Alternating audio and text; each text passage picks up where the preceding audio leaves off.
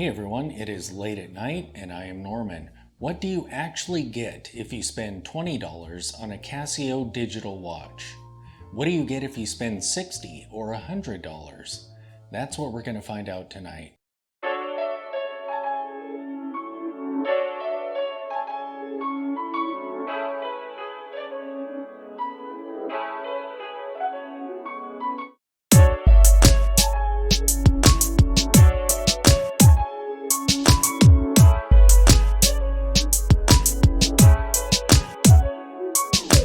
A good friend of mine, Nick, sent 3 watches for me to experience and to review. I've already looked at the Seiko Cocktail Time and the super fun Pobeta Radiation watch. If you haven't seen those reviews, be sure to check those out. I've put a link to them in the description below. The last piece that he sent me is a brilliant Casio digital watch. Now, since I've already done a review of the A700, if you haven't seen the A700 review, be sure to check it out as well. I've included its link below. I felt like it might be a bit redundant to do a full review of this watch, so instead I've decided to look at 3 different price points for Casio digital watches and see what you end up getting for your money. So let's flip the camera around and take a look at them. Okay, so the first watch we're going to look at is the F91W. And you can get these, I believe, as cheap as $15. But for this, I paid $20 at Walmart. It has a resin case, and it comes with this resin or plastic strap on it. It has a super retro look to it. I absolutely love it. Full on 1980s style. The module that is in this is very similar to the other 2, except for the light, as you will see later on. But yeah, this is a super cool retro piece. Old school computer nerd action right there. At the next price point is the A700.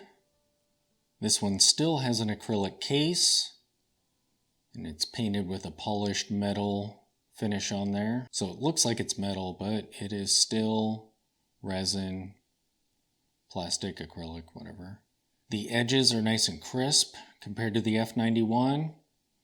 It's still retro looking, but it doesn't quite have the retro magic that the F91 does. It's also thinner. It looks so cool. Especially on the Milanese there. That looks so awesome.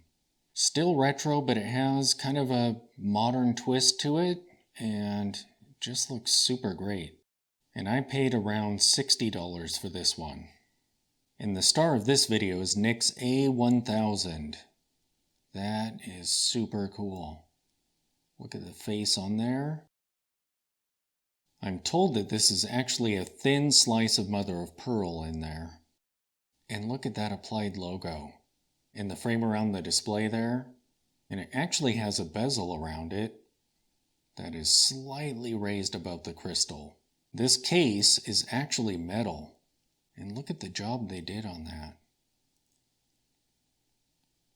That is really nice. It feels nice and heavy and solid. Even the bracelet feels like it's pretty decent quality. And it looks great. You see some folded over here.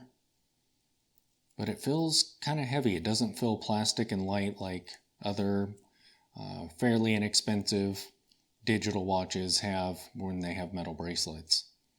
The clasp is really nice. This is pretty thick here, actually,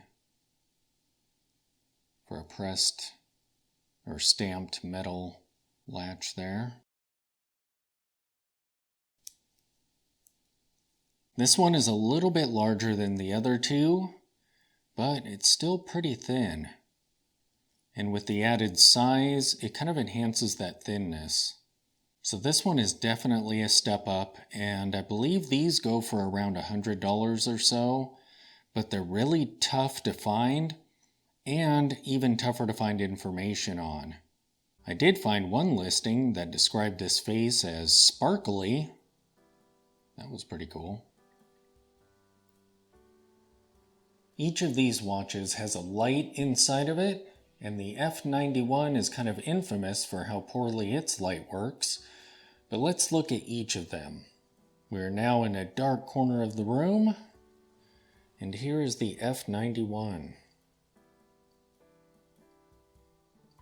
So in this dim light, you can actually read all the numbers, but when it's pitch black, you really only get the hours, and everything else kind of fades. Here is the A700, and it fully lights up the entire display, so it's super easy to read. Let's look at Nick's A1000. That also lights up the entire display. It's a cool color. So what are the negatives for each of these watches? For the F91, that light is not so good, and you're basically getting a beater watch. From what I understand, these straps kind of get brittle and break apart, but this is a $15 to $20 watch, so you just buy a new one.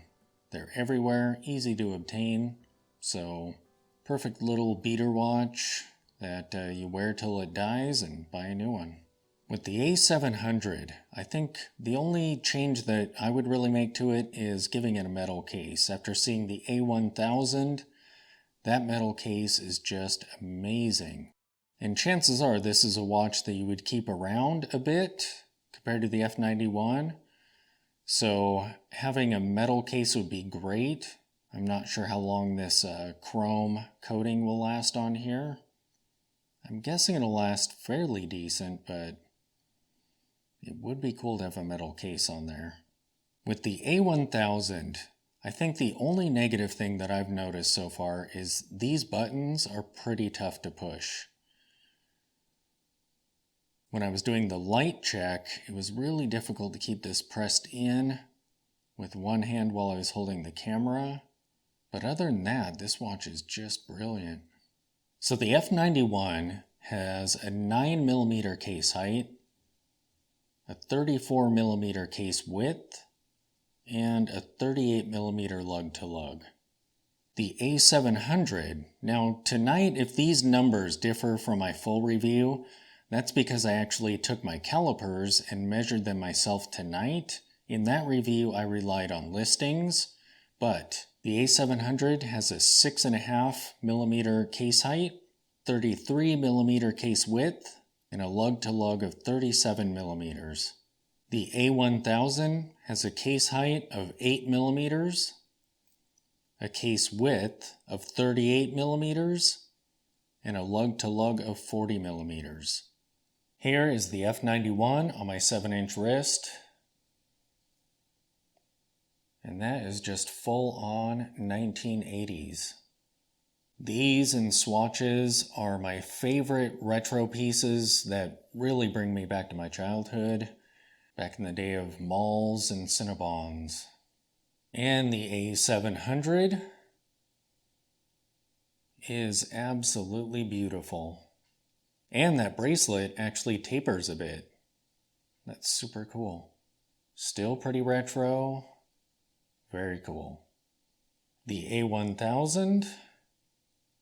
Sadly, this bracelet is really loose on me, so I haven't really been able to wear it much. I don't want to mess with someone else's bracelet. And that face is just beautiful. I love how tech and sci-fi all their reference numbers are.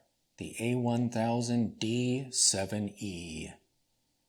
Thanks so much to Nick for letting me experience this watch. This thing is just awesome. If you like these digital watches, I recommend tracking one of these down. If you're willing to pay the money for it, you're getting an amazing piece. So there you have it. 3 amazing Casio digital watches at 3 different price points. Thanks for watching.